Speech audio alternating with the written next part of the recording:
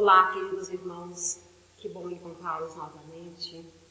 É um prazer enorme estar aqui com vocês para mais uma aula do nosso curso, e hoje já na 20ª aula.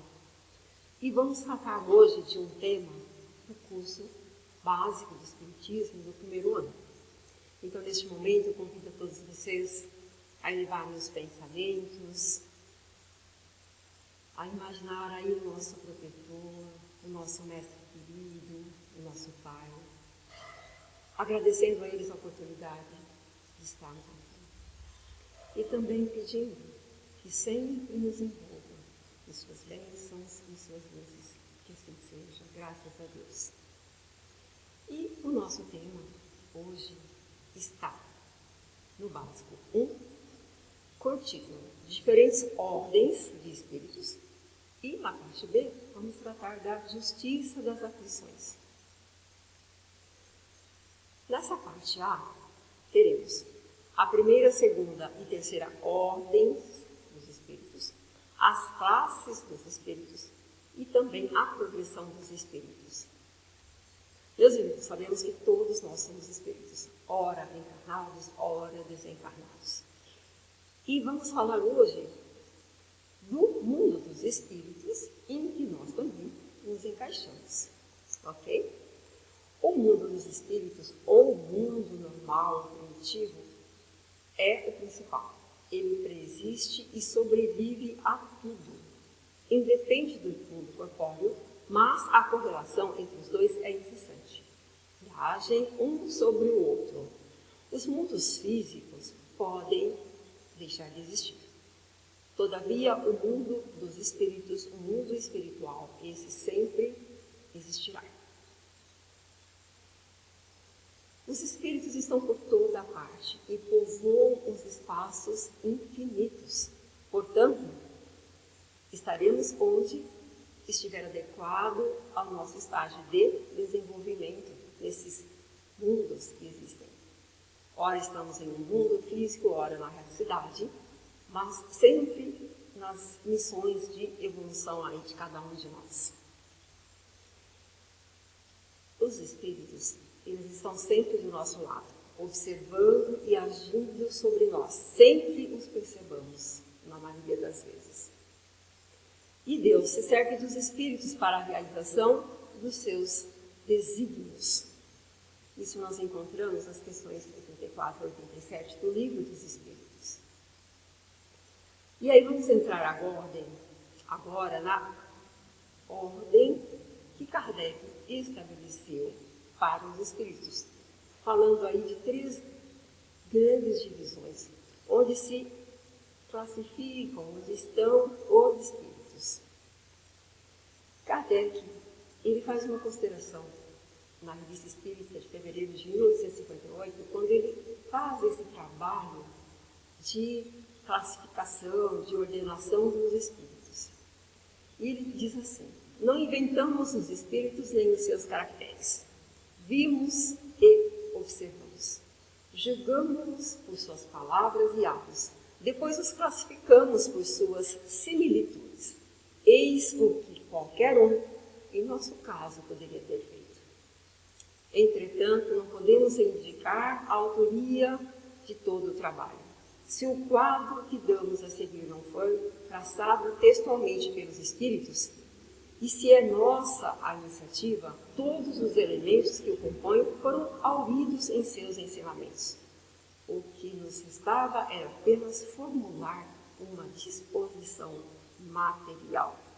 Kardec, ao longo do tempo, entrevistando os espíritos para o trabalho da codificação, decidiu, em conjunto com os espíritos superiores participantes, que se faria esse trabalho de classificação, de ordenação dos espíritos do mundo espiritual. E Kardec começa questionando os espíritos superiores sobre esse tópico. Na questão 96, Kardec pergunta: os espíritos são iguais ou existe uma hierarquia entre eles? Eles são diferentes ordens, são de diferentes ordens, segundo o grau de perfeição a que chegaram. Na 97, Kardec pergunta: existe um determinado número de ordens ou de graus de perfeição entre os espíritos? O número é ilimitado, pois não existe entre essas ordens uma linha demarcatória. Todavia, se considerarmos os caracteres gerais, podem reduzir-se a 3 ordens principais. Vamos ver isso com mais detalhe, meus irmãos. Na primeira ordem estão os espíritos que alcançaram a perfeição. São os espíritos puros. E aí temos o exemplo de Jesus. Na segunda ordem, temos os espíritos que alcançaram a metade da escala. Espíritos bons que têm o desejo no bem. Na terceira ordem, estão os espíritos que estão no início da escala. Espíritos imperfeitos, ignorantes, têm ainda o desejo do mal, de uma forma até intensa, as mais más paixões que retardam o progresso. Aqui, uma figura ilustrativa. Na base da nossa pirâmide, temos aqui os espíritos imperfeitos, e aí com as suas características de como eles são avaliados aí, pelos sentimentos que apresentam. Na segunda parte da pirâmide temos os espíritos bons, na parte amarela, pelas suas características também. E no topo da pirâmide temos os espíritos puros, onde o amor já é fundamental e presente o tempo todo. Kardec questiona aos espíritos na questão 98. Os espíritos de segunda ordem têm apenas o desejo do bem ou podem praticar? Eles dispõem desse poder, segundo o grau de sua perfeição. Alguns possuem a ciência, outros a sabedoria e a bondade, mas todos têm ainda provas a suportar. Espíritos em evolução. 99, Kardec pergunta: os espíritos da terceira ordem, eles são essencialmente maus? Não. Alguns não fazem bem nem mal. Outros se comprazem no mal e ficam satisfeitos quando encontram a oportunidade de fazê-lo. Há também os levianos, que encontram prazer em mistificar e causar pequenas contrariedades, das quais se vamos também ver em detalhes um pouco mais na frente essas categorias de espíritos imperfeitos. Na questão 100 do Livro dos Espíritos, Kardec faz algumas observações preliminares e diz: a classificação dos espíritos tem por base o seu grau de adiantamento e as qualidades que adquiriram e as imperfeições que precisa despojar. Nada tem de absoluto esta classificação. De um grau para outro, a transição é insensível e, sob os limites, as pequenas diferenças se apagam, como nos seios da natureza, no arco-íris, ou ainda nos diferentes períodos da vida do homem. Meus irmãos, entendamos aqui que, estabelecendo essas ordens de classificação, entre elas existem variações. E, de um para o outro, existem muitas posições em que os espíritos estão. Todavia, para efeito didático, pedagógico, se estabeleceu essa ordenação pelos caracteres que os espíritos apresentam, de uma forma geral. Kardec nos ensina que jamais perder de vista que entre os espíritos, do mesmo modo que entre os homens, há os muito ignorantes, isto é, possuem conhecimentos limitados. Essas 3 ordens ou grandes divisões são espíritos imperfeitos, em que há a predominância da matéria sobre o espírito e a inclinação para o mal. Os espíritos bons, que já há a predominância do espírito sobre a matéria e o desejo do bem. E os espíritos puros, que alcançaram o supremo grau de perfeição. Kardec faz considerações na Revista Espírita de fevereiro de 1859 38, sobre essa divisão que ele trabalha. Essa divisão nos parece perfeitamente racional e apresenta caracteres bem definidos. Só nos restava destacar em número suficiente de divisões as nuances principais do conjunto. Foi o que fizemos com o concurso dos espíritos, cujas benévolas instruções jamais nos faltaram. Com o auxílio desse quadro, será fácil determinar a categoria e o grau de superioridade ou inferioridade dos espíritos com os quais podemos nos entreter e, em consequência, um grau de confiança e de estima que merecem. Além do mais, isso nos interessa pessoalmente, porque como por nossa alma pertencemos ao mundo espírita, no qual entraremos assim que deixarmos o nosso envoltório mortal. Eles nos mostram o que devemos fazer para chegarmos à perfeição e ao bem supremo. Aqui Kardec também, aí se colocando nessa situação, de estar aprendendo aí com essa classificação, entendendo aí as características e as ações que os espíritos têm. Contudo, observaremos que os espíritos não pertencem sempre e exclusivamente a esta ou aquela classe. Seu progresso só se realiza gradativamente e muitas vezes mais num sentido do que no outro, podendo eles reunir caracteres de várias categorias, o que é fácil de observar por sua linguagem e por seus olhos. Ora temos sentimentos inferiores, ora temos sentimentos superiores, e aí nos colocando aí em uma classe e em outra, dependendo do momento em que estamos nos comunicando. Falaremos agora um pouquinho da terceira ordem, isto é, dos espíritos imperfeitos. Kardec, na questão 101 do Livro dos Espíritos, coloca quais são os caracteres gerais dessa ordem dos espíritos. A predominância da matéria sobre o espírito, a propensão ao mal, a ignorância, o orgulho, o egoísmo e todas as más paixões. Eles têm a intuição de Deus, mas não o compreendem. E não são todos essencialmente maus. Também, alguns são inconsequentes e agem com malícia, outros não fazem o bem, nem o mal. Não fazer o bem denota inferioridade. Parte se comprazem com o mal, fazem o mal porque querem fazer. Ideias pouco elevadas e sentimentos mais ou menos inferiores.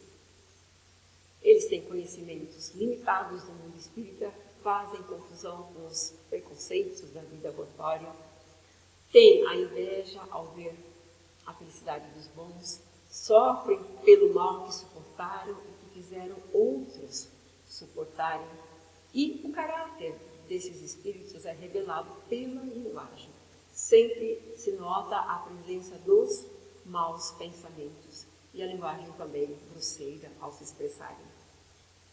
Esses espíritos imperfeitos da terceira ordem, eles estão em 5 classes. Espíritos impuros, espíritos levianos, espíritos pseudo-sábios, espíritos neutros e espíritos batedores ou perturbadores. Espíritos impuros, eles constituem a 10ª classe dos espíritos imperfeitos e estão relacionados aqui às características na questão 102 do Livro dos Espíritos. Eles fazem o mal por prazer. É uma característica presente. Eles dão conselhos desleais, fomentam a discórdia entre os homens. Eles ligam-se a encarnados fracos que cedem às suas sugestões e fracassam. Entram no padrão vibratório e sugerem ações. Reconhecidos pela linguagem, isto é, existem ali nas expressões deles, expressões grosseiras. Os espíritos levianos representam a 9ª classe, espíritos imperfeitos, questão 113 do Livro dos Espíritos. Eles são ignorantes, são maliciosos, inconsequentes e zombeteiros. Respondem tudo sem preocuparem-se com a verdade. O que for perguntado, eles falam. Comprazem-se em causar pequenos desgostos e pequenas alegrias. induzem maliciosamente ao erro por mistificações e travessuras. A linguagem é algumas vezes espiritual e engraçada, mas quase sempre sem conteúdo.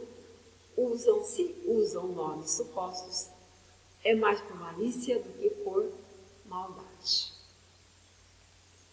Os espíritos pseudo-sábios constituem a 8ª classe dos espíritos imperfeitos, e aqui temos a questão 104 do Livro dos Espíritos, algumas formas que eles expressam. Os conhecimentos são amplos, mas creem saber mais do que realmente sabem. A linguagem tem caráter sério, que pode iludir sobre as suas capacidades. E algumas verdades ao lado de erros absurdos, notando-se presunção, orgulho e obstinação. O intuito aqui é enganar. Apesar de terem conhecimento, e junto com os conhecimentos válidos, são passados também conhecimentos que são absurdos. E os espíritos neutros? Eles constituem a 7ª classe dos espíritos imperfeitos. Os espíritos neutros não são bons para fazerem o bem, nem muito maus para fazerem o mal. Ficam no equilíbrio. Nem o bem, nem o mal. Eles se apegam às coisas do mundo material, cujas alegrias grosseiras eles não têm mais. Eles não se elevam acima da condição vulgar, tanto moralmente quanto intelectualmente. Entendemos aqui, meus irmãos, que eles ficam quase que estacionados nessa situação de não fazer o bem, não fazer o mal. Obviamente, não fazer o mal já é alguma coisa favorável, mas também não fazer o bem denota aí a inferioridade. Espíritos batedores e perturbadores constituem a 6ª classe dos espíritos imperfeitos. Eles não formam propriamente uma classe distinta pelas qualidades que eles têm, podendo pertencer a todas as classes da 3ª ordem. Eles se manifestam por meio de efeitos físicos, como pancadas, deslocamento de objetos, agitação do ar, etc. Portanto, eles estão ligados à matéria mais do que os outros. Espíritos superiores muitas vezes se encarregam desses espíritos batedores e perturbadores para uma ação em que eles estejam trabalhando para mostrar essa função da manifestação dos espíritos. E eles utilizam essa classe de espíritos batedores e perturbadores para o trabalho. Portanto, aí também fazendo um trabalho com a equipe de trabalhadores espirituais. Vamos falar agora da 2ª ordem e dos bons espíritos. Os bons espíritos. Quais são as suas características gerais?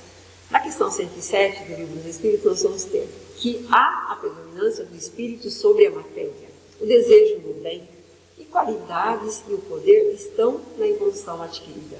Portanto, os espíritos que estão naquela 2ª etapa da pirâmide, já com relativa evolução espiritual. Eles são venturosos pelo bem que praticam e pelo mal que impedem. Suscitam bons pensamentos, desviando os homens do mau caminho, neutralizam a influência dos espíritos imperfeitos, não experimentam ódio, rancor, inveja ou ciúme, o orgulho e o egoísmo, muito menos a ambição, os movem. Portanto, já denotando aí essa evolução. Quantos de nós temos que trabalhar muito para deixarmos de expressar esses sentimentos tão inferiores como o ódio, rancor, inveja e orgulho também, que são chagas aí que destroem a nossa vida, a nossa presença e que também atrapalham o desenvolvimento, não só nosso, mas de toda a humanidade. Na 2ª ordem, os espíritos bons estão em 4 classes. Espíritos benevolentes, espíritos sábios, espíritos de sabedoria e espíritos superiores. Vamos falar um pouquinho dos espíritos benevolentes. Eles estão na 5ª classe. Na questão 108, nós vamos ter que a bondade é a qualidade principal. Eles prestam serviços e protegem os homens. Aí temos os nossos espíritos protetores nesse grupo. Eles têm um saber limitado. O progresso moral é maior que o intelectual. Nós todos sabemos que temos que desenvolver em 2 vertentes, moral e intelectual. Já estaremos muito bem desenvolvidos e crescidos com a parte moral desenvolvida, faltando a parte intelectual. Então, meus irmãos, estamos todos os dias aí trabalhando para chegarmos nessa categoria aí de espíritos bons. A segunda classe dentro dessa ordem são os espíritos sábios. E eles representam a 4ª classe na classificação geral. Eles são bons espíritos. Na questão 109, eles já têm um conhecimento extensivo. Eles já dominam o conhecimento intelectual em grande parte. Eles se preocupam mais com a ciência e pela sua utilidade. São espíritos cientistas. Eles estão trabalhando aí para o progresso. Temos também os espíritos de sabedoria. Eles estão na 2ª classe dos bons espíritos, na questão 110. Qualidades morais elevadas, capacidade intelectual para julgamento sadio sobre os homens e as coisas. E aqui temos também os espíritos superiores que constituem a 2ª classe. Na questão 111, nós vamos aprender que eles reúnem ciência, sabedoria e bondade. A linguagem é benevolente, digna, elevada e frequentemente sublime. De forma excepcional, encarnam sobre a Terra em missão de progresso. São espíritos que já não necessitam reencarnar, como nós, a maioria de nós que estamos aqui no planeta. Mas esses espíritos vêm até a Terra em missão. Na primeira ordem, temos os espíritos puros. E aí temos a figura representando aí o nosso Mestre Jesus, que está nessa ordem. Quais são as características dos espíritos puros? Questão 112, nós vamos ter. Não sofrem a influência da matéria. Eles possuem a superioridade moral e intelectual, absoluta, de uma forma intensa, maior possível, e isso em relação aos espíritos das outras ordens. Na primeira ordem, nós aprendemos aqui com Kardec na questão 113 que é uma classe única. Não existem as diversas classes como nas ordenações anteriores. Eles já alcançaram a soma das perfeições que são suscetíveis. Não estão mais sujeitos à reencarnação em corpos perecíveis. Gozam de inalterável felicidade. Meus irmãos, sabemos que cada um de nós, no nosso estágio, nosso objetivo maior, chegaremos à condição de Jesus. Teremos que trabalhar muito para chegarmos a essa primeira ordem, mas aprendemos que todos nós, sem exceção, chegaremos aí a essa perfeição que Jesus chegou e que sempre está se elevando também. Os espíritos de classe única e da primeira ordem, eles são mensageiros e ministros de Deus, executam as suas ordens. Na questão 113, encontramos que eles comandam e ajudam os espíritos que lhes são inferiores a se aperfeiçoarem. Portanto, um trabalho intenso de elevação de todos que ele comanda, coordena. Os homens podem entrar em comunicação com eles. Nós podemos nos ligar ao Mestre Jesus sempre que nós quisermos, através da prece. Basta que nós elevemos o nosso pensamento, pensemos em Jesus. Façamos nas nossas preces, os nossos pedidos, os nossos agradecimentos e seremos ouvidos com certeza. Jesus, ele tem uma equipe de trabalhadores ao seu lado e todas as nossas preces chegam a essa equipe ou a ele diretamente, tenho certeza disso. Os espíritos, meus irmãos, estão sempre em evolução. E aqui vamos aprender um pouquinho sobre isso nas questões 114 a 127 do Livro dos Espíritos. Colocamos aqui de forma resumida. Deus criou todos simples, ignorantes e com livre-arbítrio. Todos nós. Não há privilégios nos seres da criação. Todos os espíritos alcançarão a perfeição, progressivamente, com as oportunidades que recebem. E vai ser um mérito próprio de cada um de nós chegarmos a esses estágios evolutivos superiores. Maior que existe, que nós conhecemos que é a perfeição relativa e a de Jesus. O tempo para a evolução depende do desejo e da submissão à vontade de Deus de cada um de nós. Não dá para definir quanto tempo isso demora. Há retrocesso na evolução? Não há retrocesso. Poderemos estacionar, todavia, aquela bagagem de conhecimentos que nós adquirimos permanecerão conosco ao longo desse longo caminho que nós temos que percorrer. E aí temos a figura dos anjos e dos demônios. Será que existem anjos? Será que existem demônios? Na questão que vai da 128 até 131, temos que os anjos revelam a ideia de perfeição moral. Portanto, os espíritos puros estão aí chamados de anjos, porque conseguiram essa elevação que aconteceu pelo próprio trabalho. E é isso que os espíritos nos ensinam.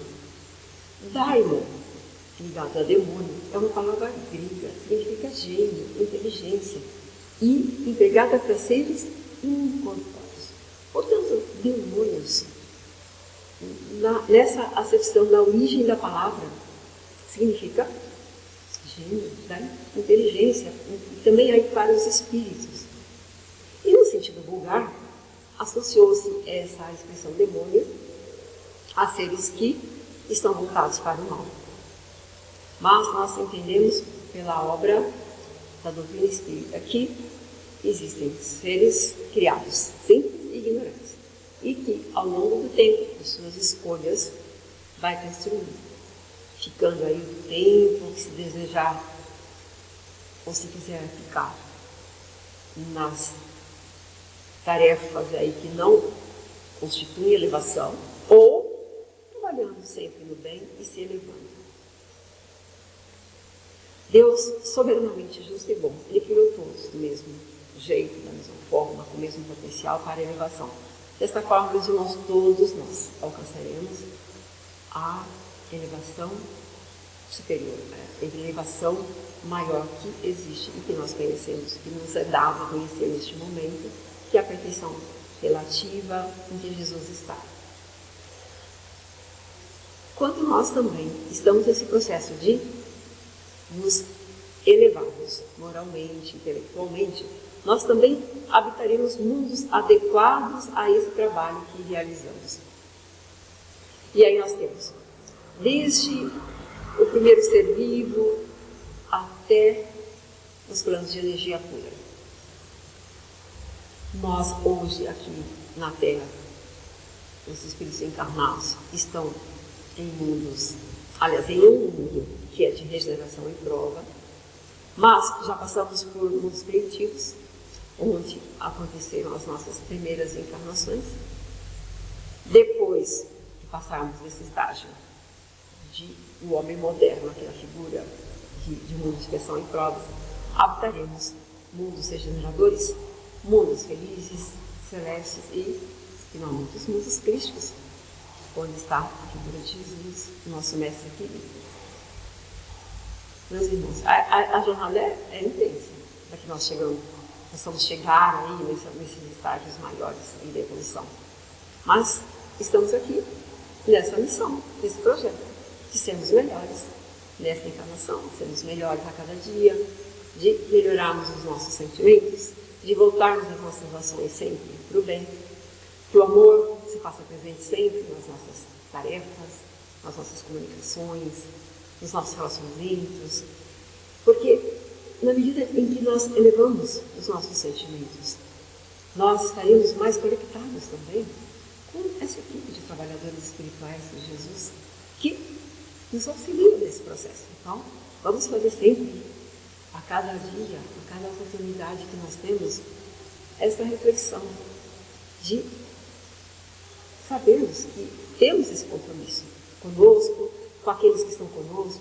Enfim, é um projeto grandioso. E o Mestre Jesus aí, responsável pelo nosso planeta, conta com cada um de nós nesse trabalho. É importante que nós sejamos sempre focados aí para que sejamos espíritos trabalhadores em prol de nós mesmos, porque buscamos essa elevação, mas no momento em que nós colocamos em trabalho interno, também iremos contribuir com a obra maior de transformarmos a nossa morada, o nosso planeta em um mundo melhor, em um mundo em que o amor exista de uma forma intensa, em que a maldade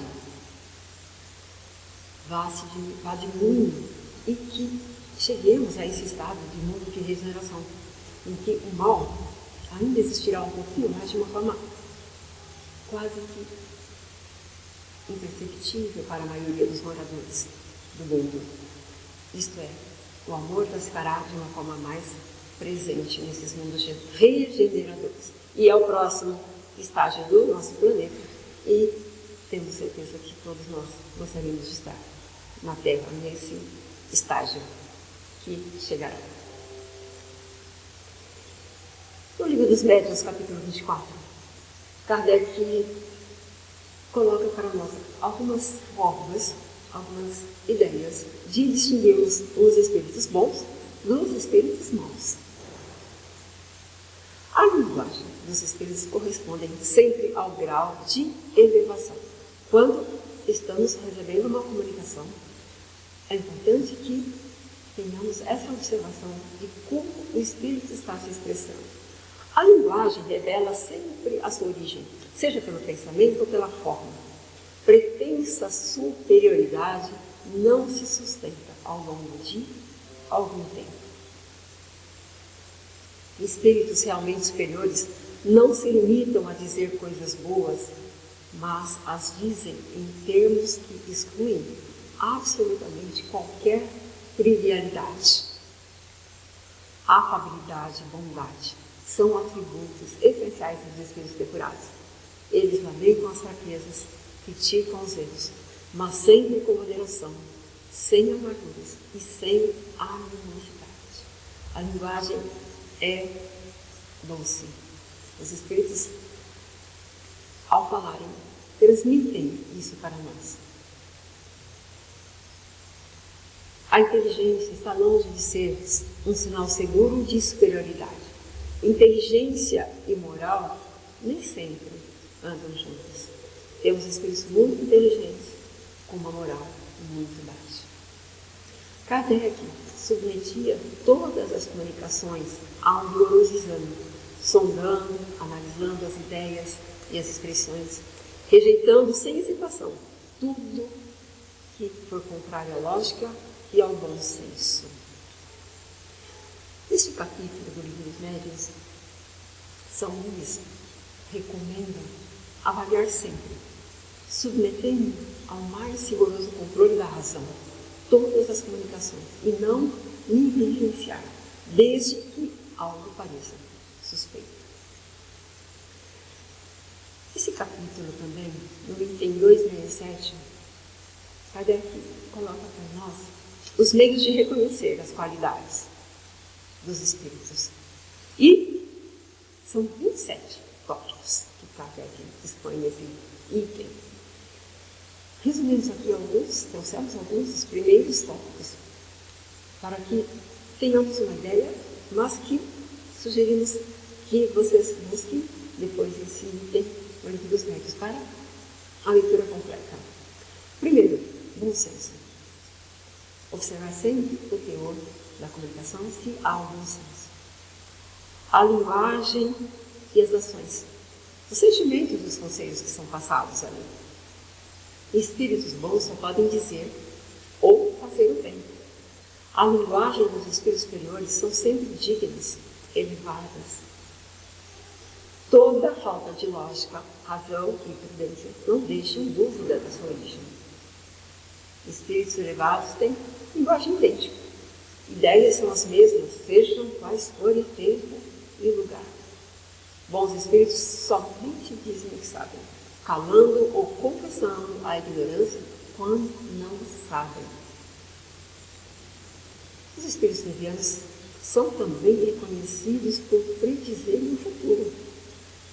Quantas comunicações já ouvimos a respeito de algumas previsões, a respeito disso ou daquilo. Espíritos superiores se exprimem de maneira simples. Poucas palavras são objetivas na transmissão. E espíritos bons jamais dão ordens, apenas aconselham. E, item 14, desconfiar dos espíritos que se apresentem usando nomes bastante venerados. Por exemplo, sou apóstolo Paulo, sou o apóstolo Pedro. Meus irmãos, e a identidade dos espíritos, nós sabemos, e também no livro dos médiuns encontramos a respeito desse assunto, que pouco importa a identidade. Eles já tiveram tantas encarnações ao longo dessa jornada, de se chegarem nessa condição de espíritos superiores, que o nome muitas vezes nem é dito para nós. O importante é o teor da mensagem, e isso que os espíritos superiores procuram trazer para nós. Aqui na Seara de Jesus temos um trabalho que é exercido semanalmente, nas quartas e nos sábados, de psicografia e psicofonia, de espíritas que se apresentam com suas características na terceira ordem, e eles recebem assistência, e também as mensagens dos bons espíritos que orientam o trabalho e também deixam suas mensagens instrutivas aos trabalhadores e alunos, encarnados e desencarnados. Essas mensagens são divulgadas também no nosso grupo de alunos que nós temos uma equipe que passa essas mensagens, que escreve, digita e coloca à disposição da gente. Que bom! Entramos agora na parte B, Justiça das Aflições, em que vamos trabalhar o Evangelho segundo o Espiritismo, no capítulo 5, que fala a respeito disso, e principalmente das aventuranças. Bem-aventurados os que choram, porque serão consolados. Bem-aventurados os que têm fome e sede de justiça, porque serão saciados. Bem-aventurados os que sofrem perseguição pela justiça, porque o reino dos céus é para eles. Então, um capítulo voltado para as bem-aventuranças, em que se fala ali dessa situação complicada que muitas vezes estamos e por que estamos. Nesse capítulo 5, item 3, se falam das compensações prometidas aos aflitos da terra e que isto ocorrerá na vida futura. Isto é, estamos aqui em um trabalho de melhoramento e as compensações virão desse trabalho que nós estamos fazendo, dessas provas que nós estamos suportando. Sofrer para ser feliz, compreender isso sempre. Não existe sofrimento ao acaso. Todas as provas, dificuldades são sempre para a nossa elevação. E aí fica a pergunta, por que uns sofrem mais do que os outros? Não é mesmo? Nós temos isso, verificamos isso em muitas situações da vida.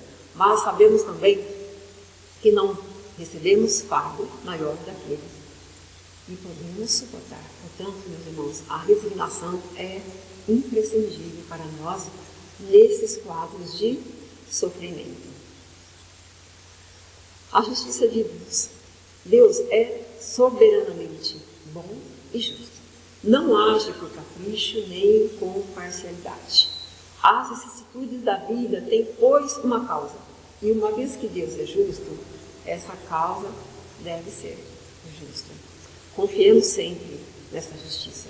Façamos a nossa parte, façamos o melhor de nós nesse trabalho que temos a oportunidade de fazermos aqui. As aflições, elas podem ter duas causas. Causas da vida presente, que representam aí as nossas más escolhas. Sofremos porque fizemos essas escolhas de uma forma não desejada para o nosso sucesso. E também aquelas aflições que se referem à vida anterior ou a vidas anteriores que tivemos. E aí estamos aqui em situação de prova e de expiação por conta de uma ação ou várias ações que fizemos ou prejudicamos alguém em outras vidas.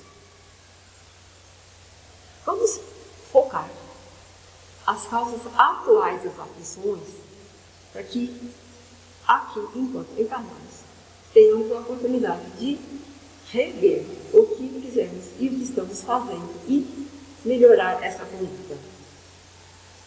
Consequência natural da conduta. Sofremos porque agimos de uma forma fora da lei divina, vamos chamar aqui, a lei divina. Fomos imprevidentes, fomos orgulhosos, ambiciosos. Tivemos uma má conduta por não limitar os nossos desejos. Fizemos uniões infelizes por interesse ou por vaidade.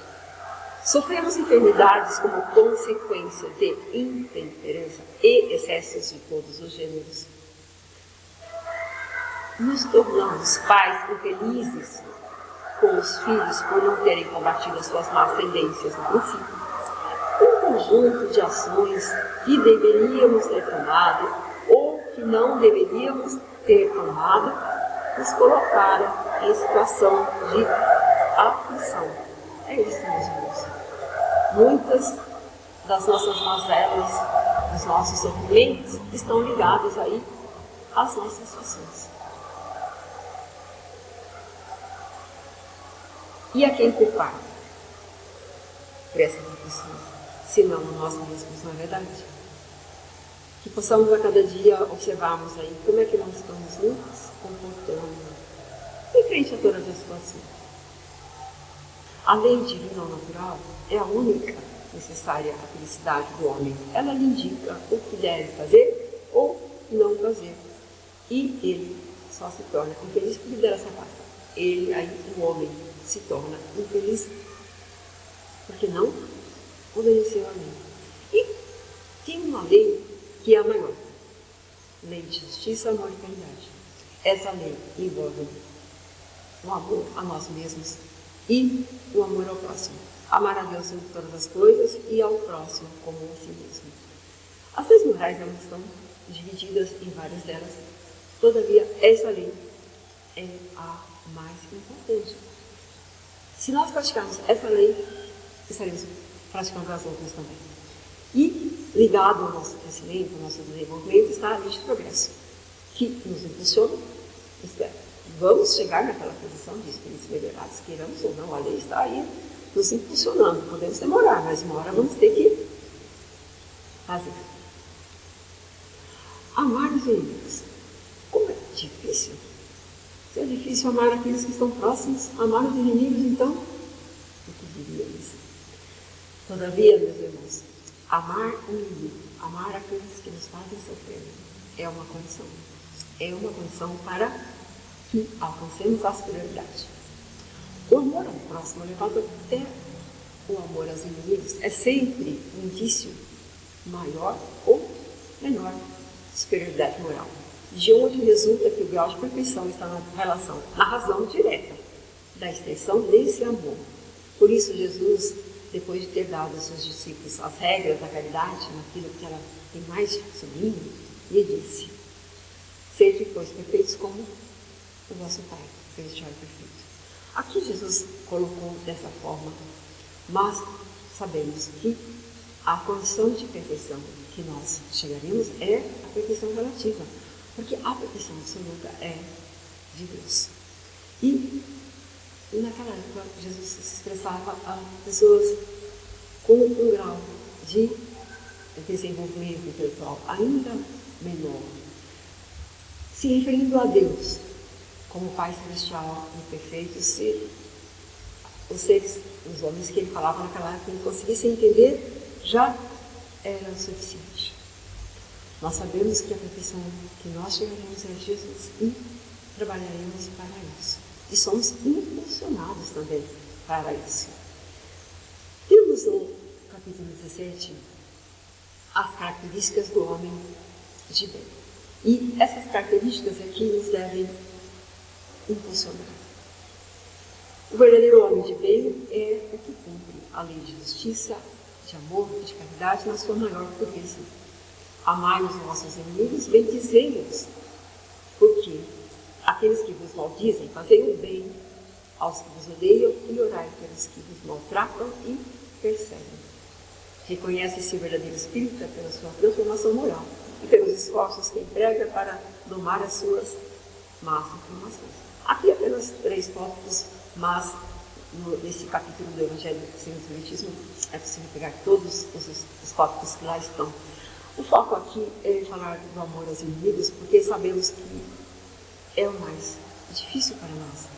O perdão ainda é pouco praticado, ou nos é difícil ser praticado em muitas situações, mas é importantíssimo que nós possamos exercitar esse perdão de uma forma intensa, grandiosa, e ao fazermos as nossas preces, direcionarmos luzes, amor a todos aqueles que nos prejudicaram. Que somente assim, nos libertando, nos elevamos e chegaremos nessa condição de espíritos melhores. A felicidade que tanto buscamos. Se observássemos rigorosamente as leis divinas, seríamos perfeitamente felizes. Meus irmãos, observarmos as leis. Sofrimento existe porque em algum momento não observamos a lei. Vamos procurar observarmos as leis divinas. E a maior delas, que é a lei de amor, justiça e caridade. O que queremos para nós, queremos também para aqueles que estão próximos e até aqueles que nos fazem mal. Nesse trabalho intenso, nós temos Jesus como nosso modelo, temos o Espiritismo como Consolador prometido por Jesus, que nos orienta nessa etapa, nesse projeto, e que temos aí condição de nos elevarmos, de transformarmos. É um trabalho intenso, árduo, mas possível. Vamos trabalhar em cima disso? Ok. Meus irmãos, a nossa aula de hoje esteve basicamente em 3 livros da codificação espírita, o livro dos Espíritos, o livro dos Médicos e o Evangelho segundo o Espiritismo. Deixo aqui uma reflexão na sua forma de analisar a como adiantarmos o nosso processo de evolução. Como podemos fazer isso? Coloquem o que vocês entenderam, o que se pode ser feito para que a nossa evolução aconteça. Neste momento, elevamos os pensamentos ao nosso mestre querido, a Deus, nosso Pai, agradecidos que estamos por mais um dia aqui, por essas bênçãos que recebemos a cada momento, pela bênção do aprendizado, e que possamos estar sempre imbuídos dos nossos melhores sentimentos, para que possamos colocar em prática. Que assim seja, graças a Deus, e até uma próxima oportunidade.